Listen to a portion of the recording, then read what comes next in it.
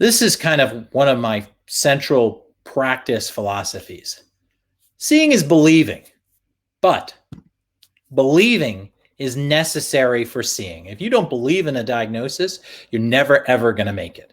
And so if you don't believe in a diagnosis, you're never going to look for it on the films that you order. You're just going to blow right by it. And that's true of a number of other, what I would call the minor or the orphan conditions.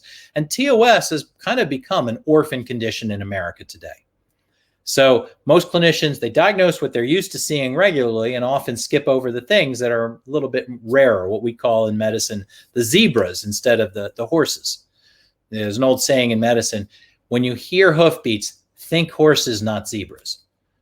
But if you live in Africa, you should think zebras, not horses. So it really depends on what you expect to see, but also kind of keep in the back of your mind, there may be more than one type of hoofed animal that's running around. Another issue is there's this term called disputed TOS. And I take it as a pejorative term. Disputed means you don't really believe in it. There are people who dispute that it's really TOS. And the definition of disputed TOS is it's thoracic outlet syndrome without hard EMG findings. Well, we've already mentioned that you can have TOS and not have EMG findings. But for some people, they use that as their threshold, as saying, well, if you don't have EMG findings, I'm not going to make the diagnosis.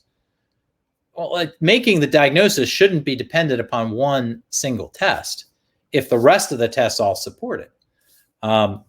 So I actually don't call it disputed TOS. I just call it EMG negative TOS.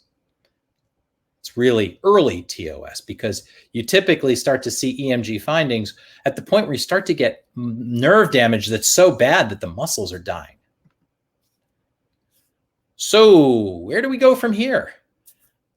The first thing is for the clinicians out there and for people who are seeing a clinician, make sure that you or your doctor takes the time to listen to what's going on. And it's very hard in today's data-driven and finance-driven medical environment where HMO